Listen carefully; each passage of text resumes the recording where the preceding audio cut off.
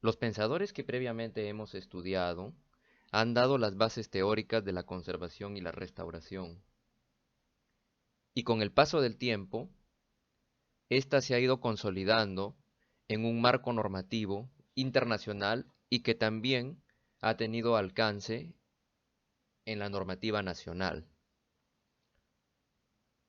Hola, en esta sesión hablaremos entonces del marco normativo que fortalece la conservación del patrimonio arquitectónico.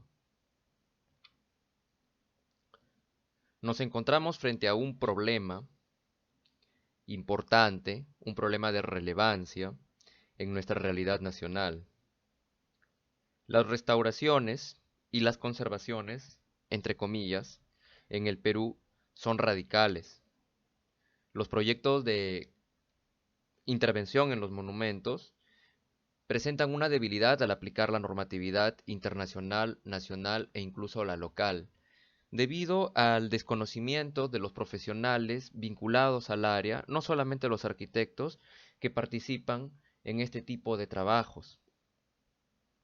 Entonces, a medida que la ciudad va avanzando y el nuevo pensamiento también va creciéndose, am, se observa que en los lugares como los centros históricos o donde hay arquitectura de historicidad o prehispánica, hispánica, iglesias, monumentos, se dificulta la lectura con facilidad de los elementos esenciales que forman parte de sus componentes arquitectónicos.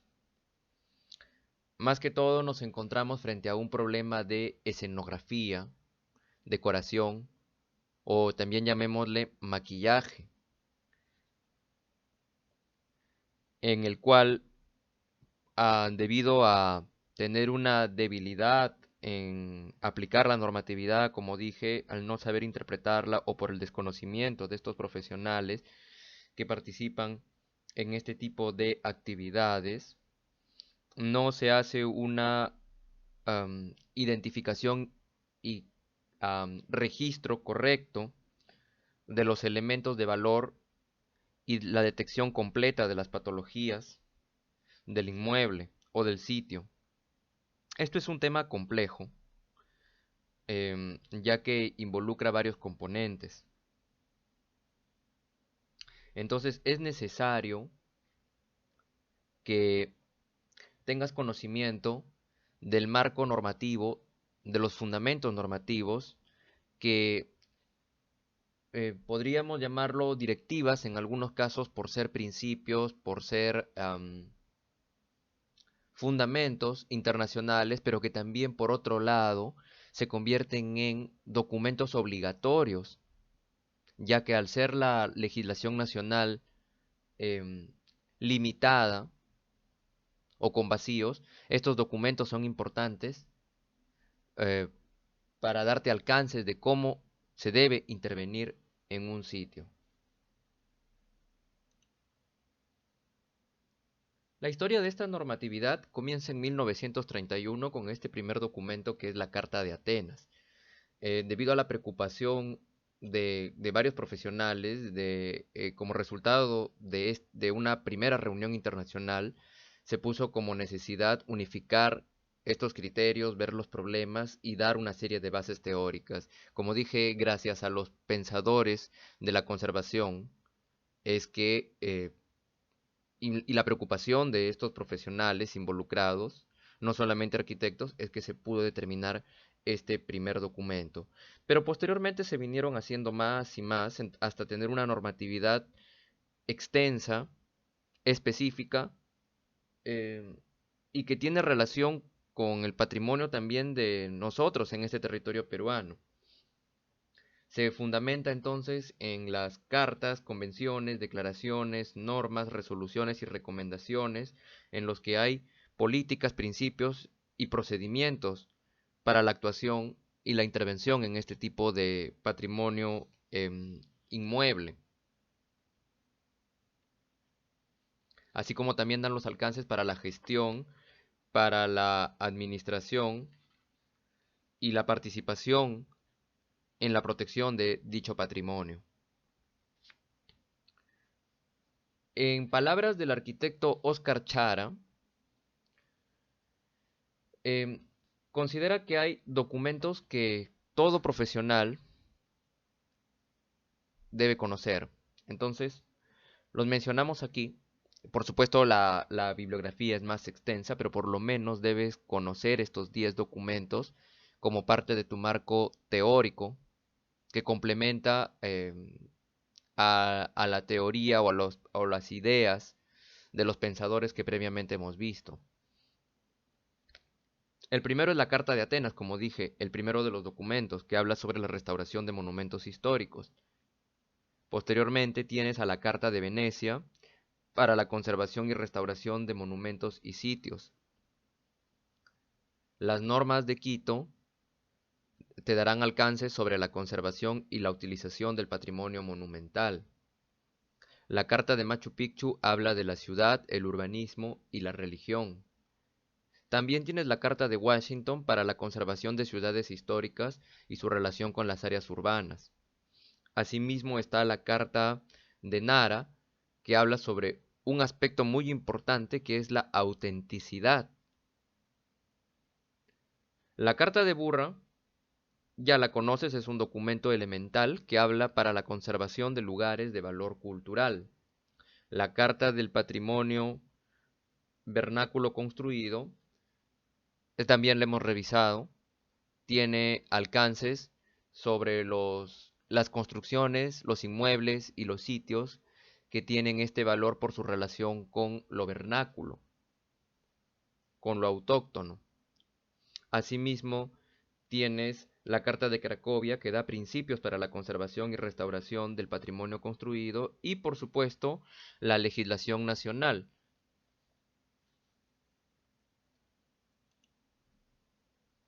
Empezando porque en la Constitución de 1993, en la Constitución Nacional, em, se reitera y se garantiza la protección del patrimonio intangible.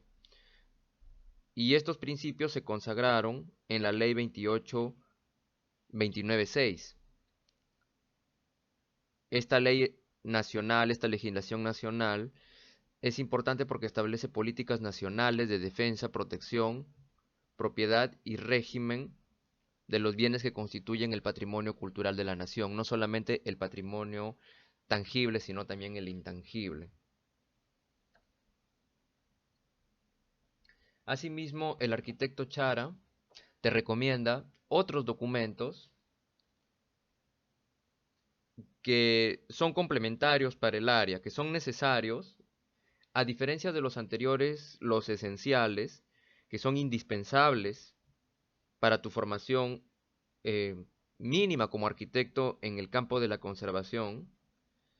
Además, estos documentos necesarios son complementarios para, como dije, estas áreas y sin que sean determinantes del proyecto, o sea, sin que afecten directamente a la obra, afinan estos criterios que las cartas anteriores te van a dar.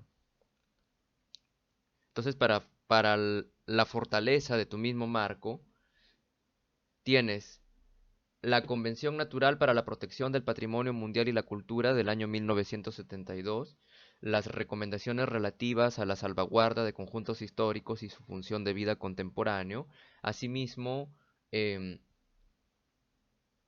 asimismo, en el coloquio realizado en Quito sobre la preservación de centros históricos y su relación ante el crecimiento de ciudades contemporáneas.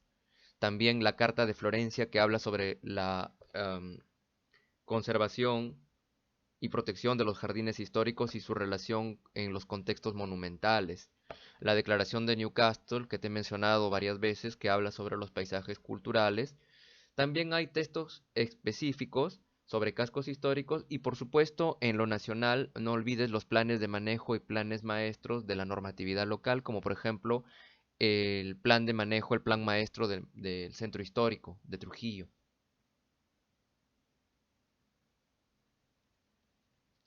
Y finalizamos con una recomendación que da el mismo arquitecto en documentos que sería conveniente que tomes en cuenta. porque refuerzan y contribuyen a una intervención óptima del proyecto de conservación o restauración,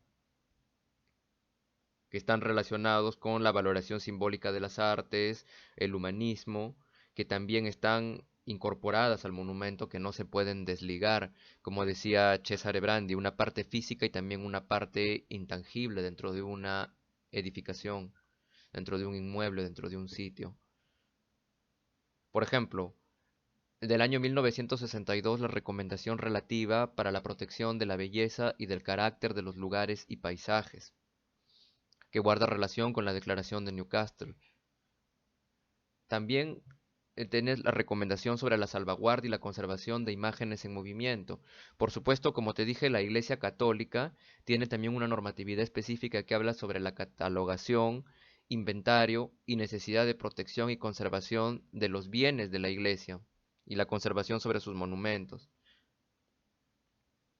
Y finalmente, documentos adicionales sobre manejo de tecnologías, bueno, tecnologías específicas, vernáculas y manejo de materiales tradicionales, como por ejemplo el adobe, la quincha, la piedra, dependiendo del lugar donde vayas a realizar esta participación que recuerda es interdisciplinaria.